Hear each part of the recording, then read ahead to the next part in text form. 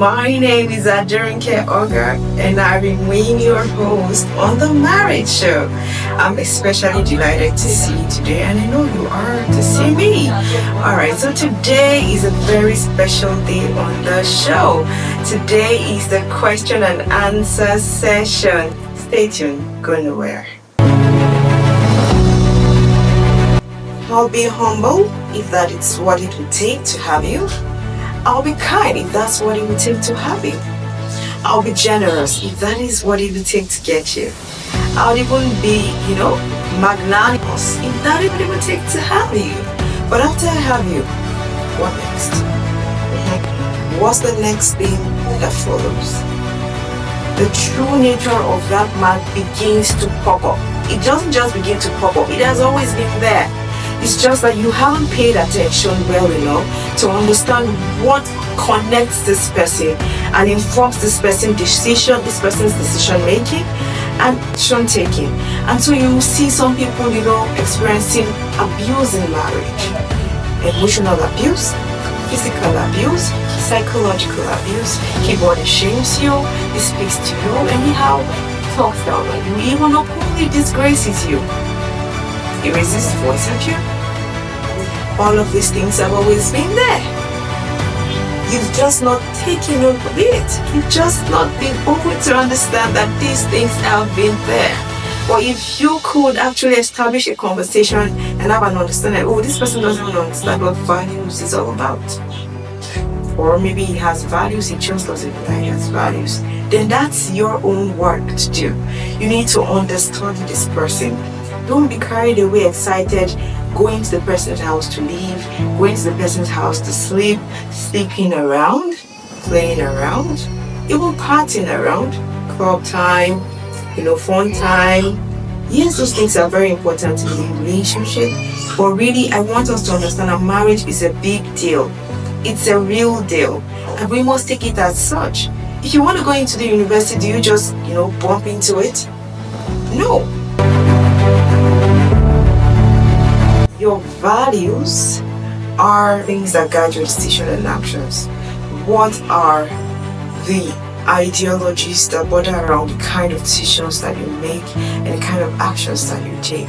And so you would agree with me first and foremost that the cumulative of your life is a function of decisions that you have made per time from where you started your life up until this point. At some point in time in your life, there were people around your life who consistently made decisions for you that informed where you're at. But at some point in your life, those people's decision making, declined. So you started to take decisions for yourself. And at that point, when you started taking decisions for yourself, you had resultant effects or resultant consequences which were products of those decisions that you took. For example, the kind of institution that you went to, the kind of school that you did, that you were put into, or the kind of career path that you took, or that you're taking right now if you're at that point in time in your life. And so these things are decisions, cumulative effects of decisions that you take in your life and that have consequences, and the resultant consequences have led you to where you are right now. And the decisions that you make from now moving forward to the end of your life would leave you with consistent consequences that would be products of those decisions that you make and those actions that you take. Welcome back. And so we're going to be taking the first question. We're diving right into it. Yes. Alright, so the first question is, what are your personal values? You need to ask these questions. You don't underestimate what the mind and the heart of a person or an individual is capable of doing. So you need to engage the person. I know a lot of people will be of the opinion that anybody can just say anything. People make up things and say things just to cover up what they are really capable of doing.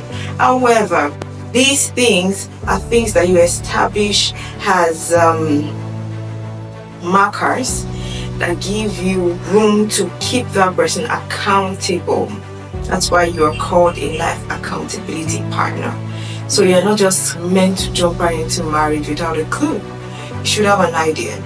What am I going to be accountable for this person about? And these are the examples of questions you should ask in marriage. We will be looking at the concepts of HRRCP.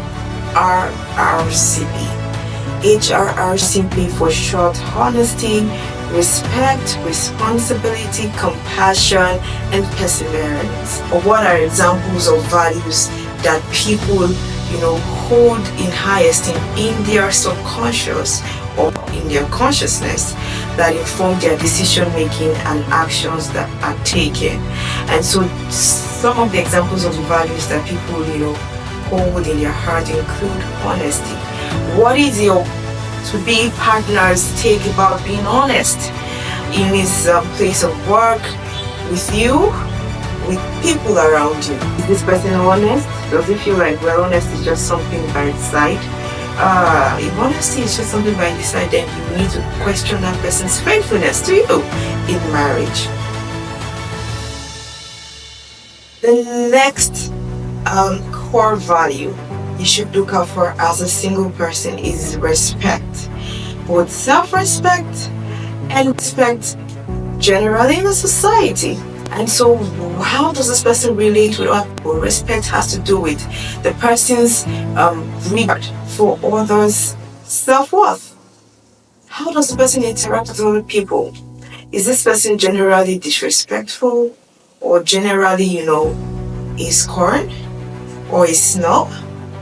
You need to know these things. They are important. How does this individual react to the society around him?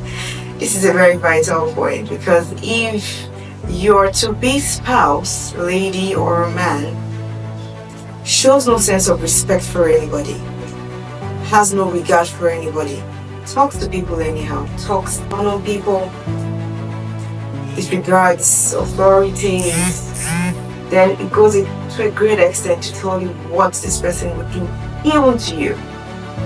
You do not even know the content of the heart of this person. Scripture says that the heart of a man in desperation is utterly wicked. Scripture puts it directly: the heart of a man is desperately wicked.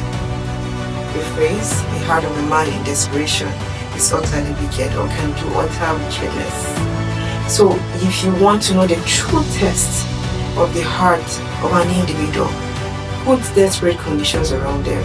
You will understand that for every value that someone expresses or holds in high esteem, there is a test to discover what the true content of that person is. The next value we're going to be looking at is responsibility. Responsibility. I love this one so much. You know why? Responsibility has a direct definition.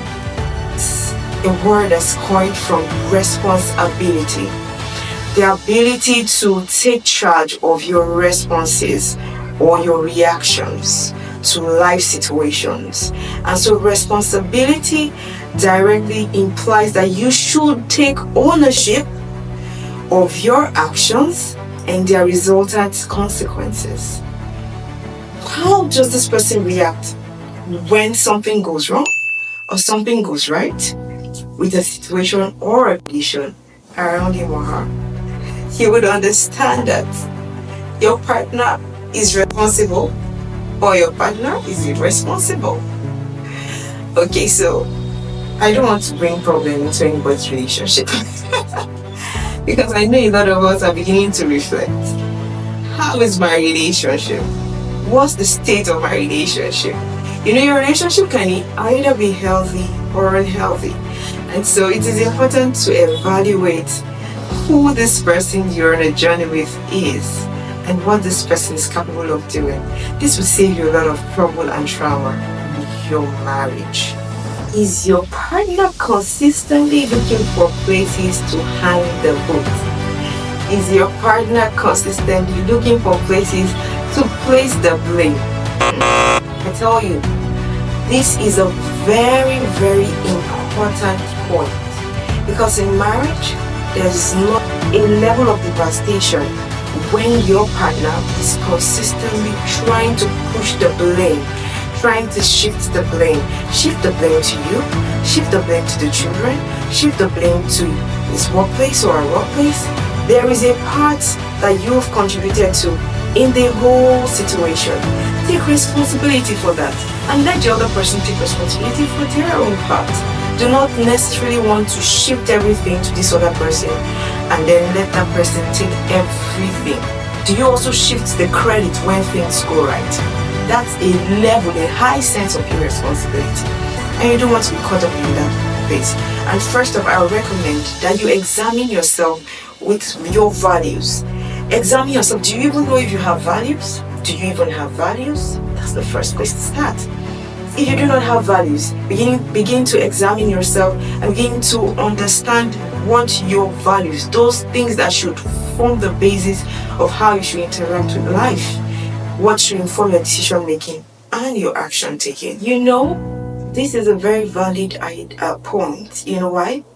I once saw a video of an interview of a man, supposed husband to a woman who he killed, who he burnt.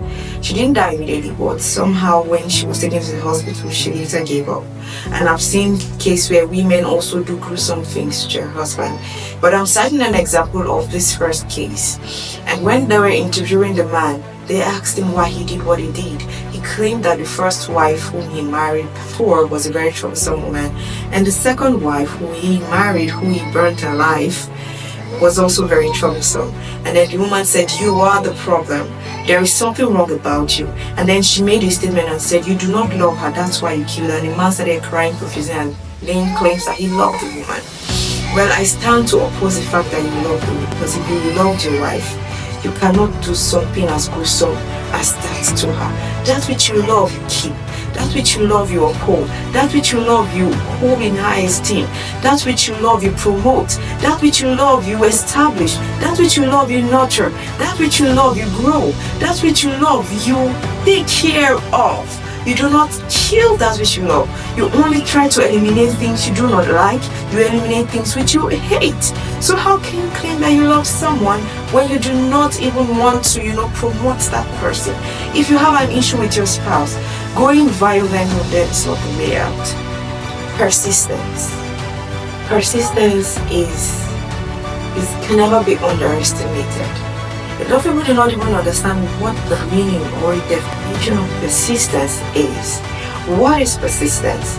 Persistence is your drive even in the face of many challenging situations. What is your drive?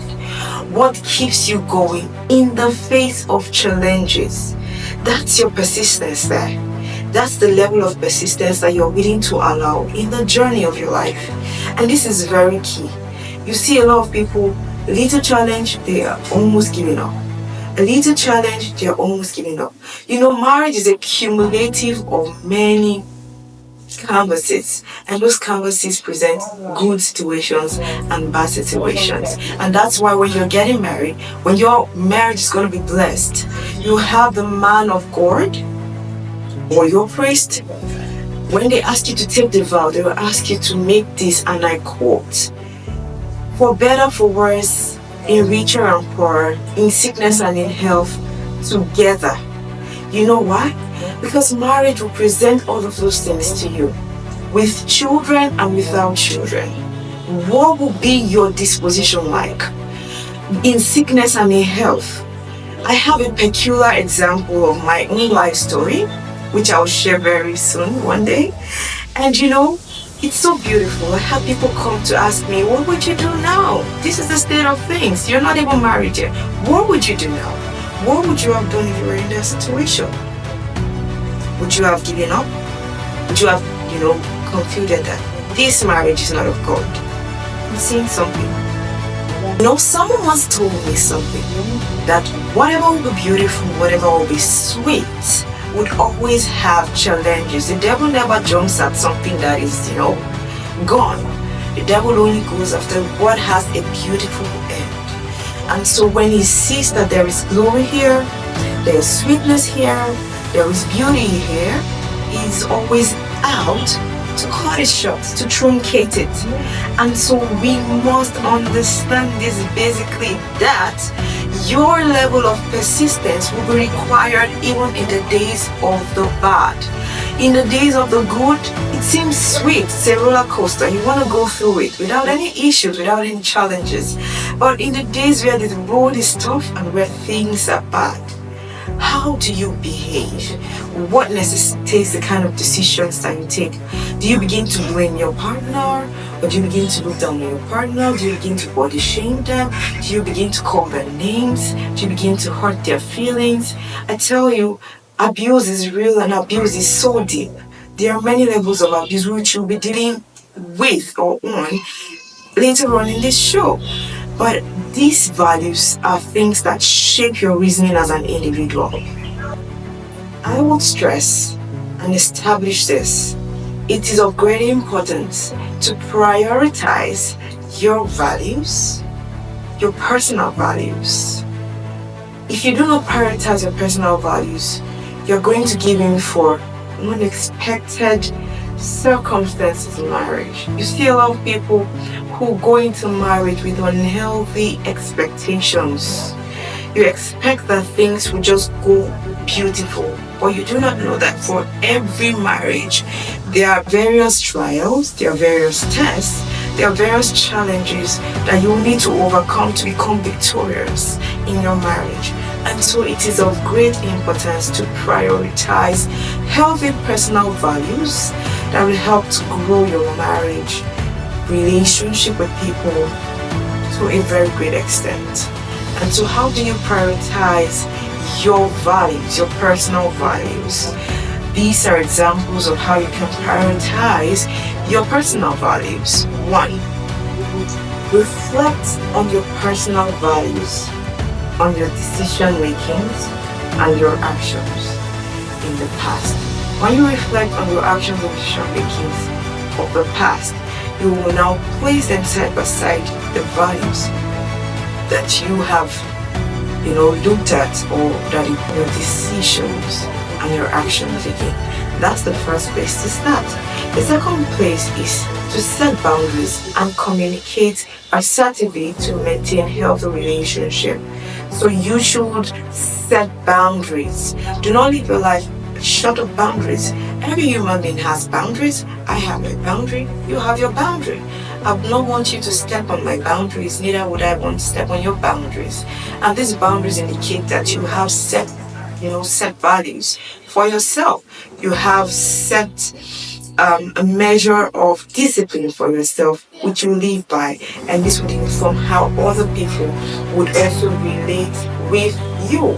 The third thing is to take calculated risks and step outside your comfort zone to grow and learn. Take calculated risk, my friends. Take calculated risks. Step out of that, comfort zone to grow yourself by learning.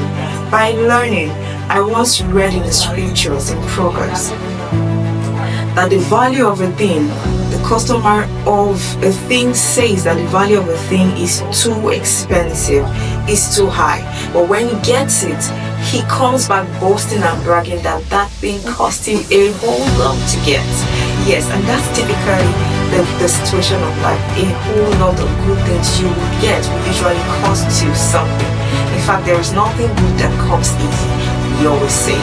One last point I'm going to be making right now, when it comes to prioritizing your values, one thing you need to do is to seek feedback and guidance from a life accountability partner who will come in the form of a mentor. Now, this is not a life accountability partner generally your spouse. This is a life accountability partner in the form of a mentor. You need a mentor, a quality mentor, a spiritual mentor, a spiritual guide that can hold you hand in hand and be able to point out some things that they see that are red flags from yourself, with your spouse to be. And there is room for adjustments and a great work to be done on yourself before you get married. That's during courtship, and even when you're married. Marriage presents a lot of situations where you begin to understand your partner essentially for who they really are. And you begin to see things you never saw while you were even in a relationship, even while you were examining some of these values. And so that is why it is important to have a mentor, someone who you can lean on and listen to. That person could be your pastor, could be a friend who is given to wisdom, who has functional operation of the spirit of wisdom in their life. Don't expose yourself to mentors who have no basis for a successful marriage. And I would like to also plead with you, if you are still single, make sure that you look for a mentor who has a track record of a successful marriage. Don't anchor on a mentor who has experienced a failed marriage, who has been divorced, because what they will be dishing out to you, usually what has helped them make informed decisions and actions that they have taken in the past that got them to where they are. Even though they might have regrets and have experiences as to what led them to where they are, usually they do not learn in total from the sum total of their experiences. And so my advice for you, if you are looking to get to an end, you should look and seek for advice from people who are at that point in time of their lives, who you can visibly see a track record of life, of the pattern of a life that you want to live.